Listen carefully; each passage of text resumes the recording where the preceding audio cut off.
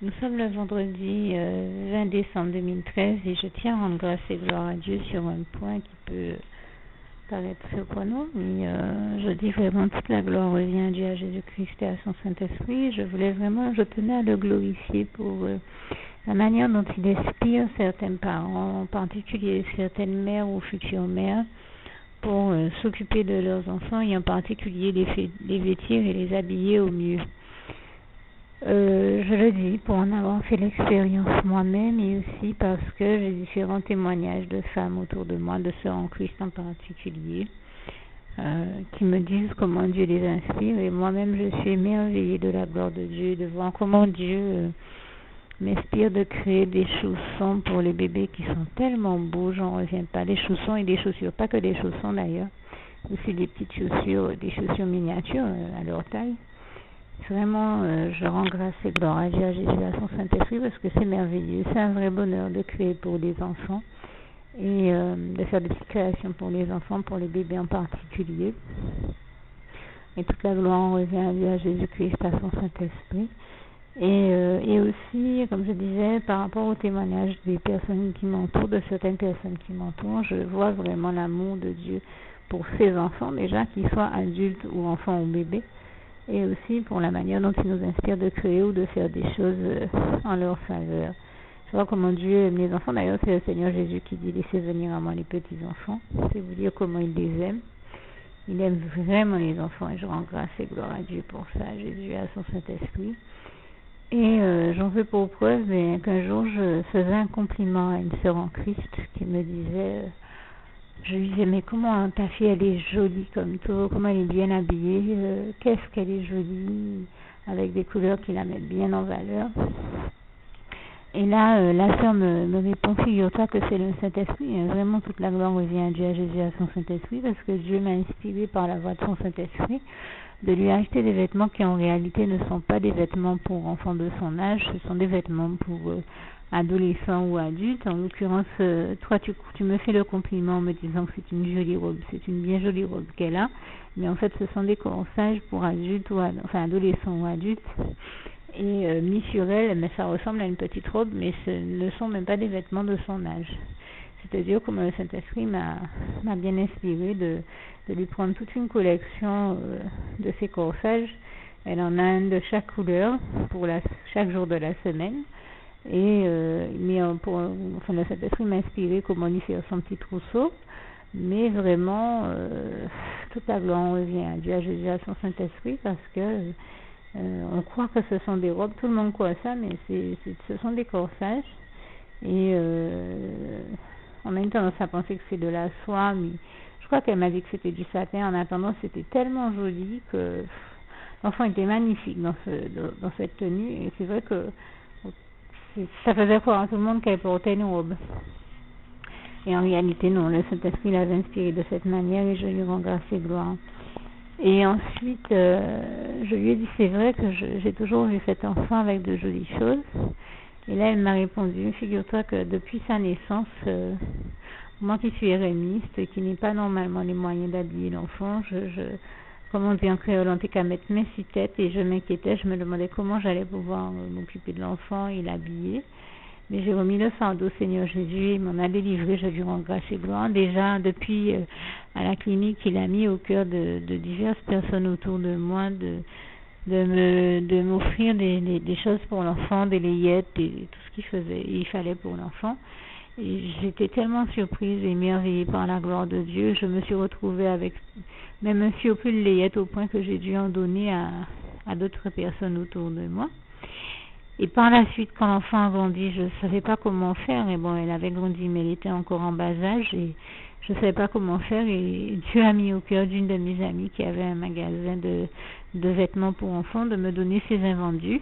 Et c'est comme ça que j'ai pu récupérer des vêtements et habiller l'enfant pendant toute cette période-là de sa vie. Et donc, en fait, je l'habillais à partir de choses récupérées. C'était de la récup, mais...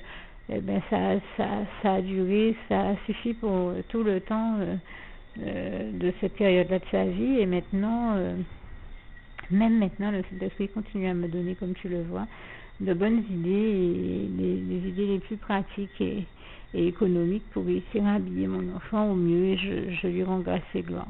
Et vraiment, moi qui ai pu contempler la gloire de Dieu sur ce point-là, ben, je tenais à lui rendre grâce et gloire, parce que le but aussi est d'encourager toutes les mamans, en particulier les femmes, les mamans et ou futures mamans, mais aussi tous les papas, tous ceux qui se disent qui veulent un enfant mais qui n'ont pas les moyens de l'élever ou de l'habiller, ou ben, de faire confiance à Dieu, parce que quand nous faisons des enfants, ce sont avant tout les enfants de Dieu, et Dieu se soucie encore plus d'eux que nous-mêmes, et il aura toujours de quoi pourvoir à tous leurs besoins, tout comme il pourvoit toujours à tous nos besoins, qu'il prend tendrement soin de nous tous et de nos enfants, et toute la gloire revient à Dieu, à Jésus, à son Saint-Esprit. J'en veux pour preuve que j'ai aussi vu ce cas-là dans la vie de quelqu'un d'autre. Cette fois-ci, c'était l'une de mes sœurs en Christ, et qui est aussi une cousine, et qui est venue me rendre visite un jour avec son enfant, et son petit garçon n'arrêtait pas de lui dire: maman, achète-moi des crayons et des feutres. Et ma cousine me disait: je suis embêtée, j'en peux plus avec l'enfant n'arrête pas de me demander ça, mais moi j'ai pas les moyens de lui prendre ça, et je vois pas comment je pourrais faire, et c'est vrai qu'en plus il dessine toute la journée. Et là, je lui dis: mais surtout, tu me dis, en plus, il dessine toute la journée comme si c'était un problème, mais il faut surtout pas le prendre comme un problème, mais plutôt comme une grâce de Dieu, parce que ça signifie que Dieu a mis en lui un don pour le dessin.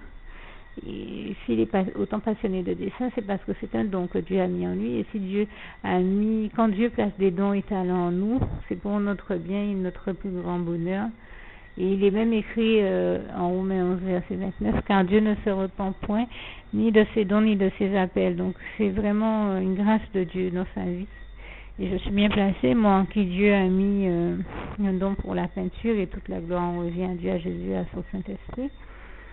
Donc ne décourage surtout pas l'enfant, au contraire, il s'agit de l'encourager et de l'aider à développer ses dons, et de manière positive, les dons et talents que Dieu a mis en lui. Et plusieurs passages nous parlent de cette question dans la Bible, notamment la parabole des talents, que je vous envoie lire en Matthieu, que je vous invite à aller lire en Matthieu.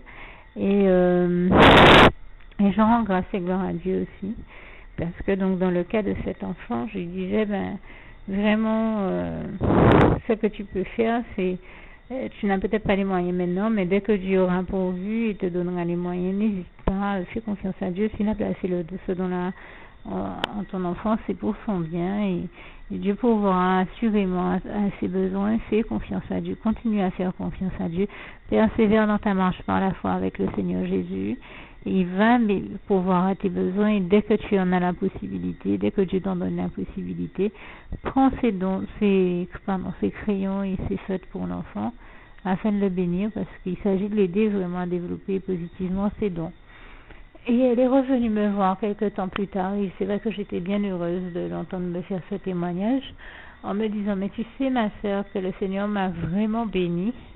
Non seulement il a pourvu à mes besoins, mais un jour où j'étais en ville à Pointe-à-Pitre, j'avais déjà fait un programme, et puis j'entends subitement le Seigneur me dire: je sais que tu n'avais pas prévu d'aller dans tel magasin, mais tu rentres dans tel magasin, va dans tel magasin, et tu trouveras ce qu'il faut prendre pour l'enfant. Alors elle m'a dit: bon, je n'avais pas prévu ça, mais j'ai choisi d'obéir à Dieu, parce que quand Dieu nous demande de faire quelque chose, il s'agit de le faire. Je n'avais vraiment pas prévu de passer par là, ni dans cette rue-là, ni dans ce magasin-là, mais enfin, je me suis dit: bon, si Dieu me demande de faire quelque chose, il faut que je le fasse. Alors je suis rentrée dans le magasin. Quelle ne fut pas ma surprise. J'ai trouvé les crayons et les feutres pour l'enfant, et tu me croiras ou pas, je suis ressortie de là, moi qui pensais que ça allait faire cher. Je suis ressortie de là, je n'ai eu à payer qu'1,50 €, et pourtant je suis rentrée à la maison avec les feutres et les crayons. Et l'enfant était tellement content, il m'a fait toute une fête pour ça, et jusqu'à maintenant il faut le voir dessiner avec ses crayons et ses feutres. J'étais vraiment émerveillée, subjuguée par la gloire de Dieu quand elle m'en a parlé, et elle-même me disait: vraiment je glorifie Dieu pour ça, parce que notre Dieu est merveilleux. Il faut voir comment mon fils est heureux de pouvoir dessiner quand c'est comme ça. Et moi-même qui vous raconte ça, moi je suis émerveillée par la gloire de Dieu, d'autant que c'est pas dans toutes ces choses, d'autant que c'est pas la première fois que je vois Dieu le faire, hein. Il a eu l'occasion de vraiment me faire rencontrer des enfants en qui il y avait des dons extraordinaires et même de m'utiliser pour les révéler, à qui il a permis de faire une école d'art à Paris. Et là encore, je dis toute la gloire revient à Dieu, à Jésus, à son Saint-Esprit, notamment un jour que je rendais visite à un frère en Christ, qui avait un petit garçon qui lui aussi, c'était un petit garçon un petit peu plus grand que mon petit cousin, mais qui était encore un enfant, et qui dessinait, mais de manière vraiment prodigieuse. Pour un enfant de son âge, c'était un vrai petit prodige, et alors qu'il était tout petit, il dessinait déjà avec une qualité technique dans son dessin qui normalement, en tout cas moi j'ai rencontré des adultes en BTS qui ne savaient pas maîtriser les perspectives comme lui le fait, et qui n'avaient pas une telle maîtrise de certains éléments techniques comme lui l'avait déjà. Et le plus original, c'est qu'on avait l'impression qu'il savait tellement que son dessin était bon, que ce qu'il créait était bon, que ses œuvres étaient bonnes, que quand il se mettait sur la table, il dessinait, et quand il avait fini, il signait au bas de la page, genre j'ai fait un chef-d'œuvre et je le revendique, et au point que je le signe comme un très grand artiste ou une très grande star le ferait, et j'ai trouvé ça extraordinaire qu'à son âge, petit comme il était, il ait déjà le réflexe de signer chacune de ses œuvres. Je me suis dit non, mais c'est quand même phénoménal, et toute la gloire revient à Dieu. Et vraiment, cet enfant-là avait aussi un grand don, et j'ai vraiment invité ses parents à l'aider à le développer, parce que face à ça, ses parents se sentaient un petit peu démunis et étaient étonnés parce qu'ils n'auraient pas imaginé ils n'avaient pas nécessairement intégré le fait que c'était un don que l'enfant avait. Ils s'interrogeaient sur tout ça. Et vraiment gloire à Dieu qui m'a mis à cœur de leur dire qu'il était vraiment bon techniquement, donc que c'était vraiment un don que Dieu avait mis en eux.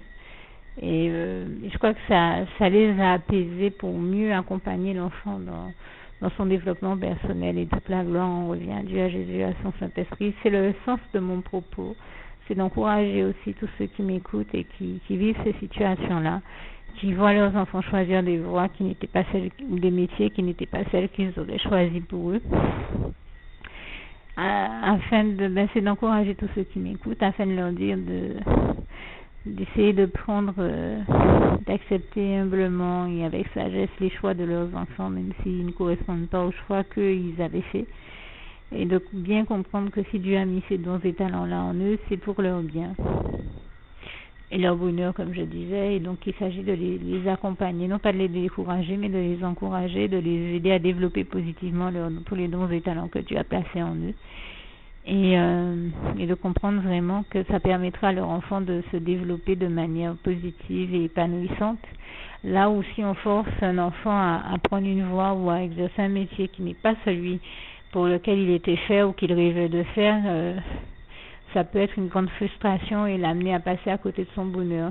Et je crois que quand on aime véritablement quelqu'un, vraiment et sincèrement quelqu'un, on a envie de voir la personne heureuse.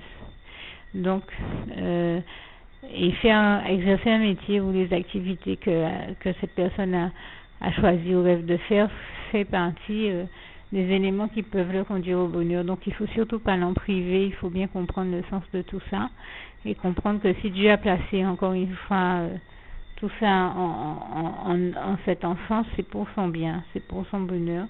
Donc ne pas lui imposer de prendre de faire un métier qui ne l'épanouirait pas mais le rendrait plus malheureux qu'autre chose. C'est très très important.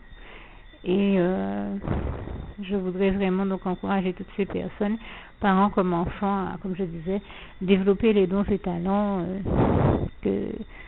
dont Dieu nous a bénis. Par ailleurs, je rajouterai une dernière chose, qui est de mettre un point de réserve, d'émettre un point de réserve par rapport à tout ça.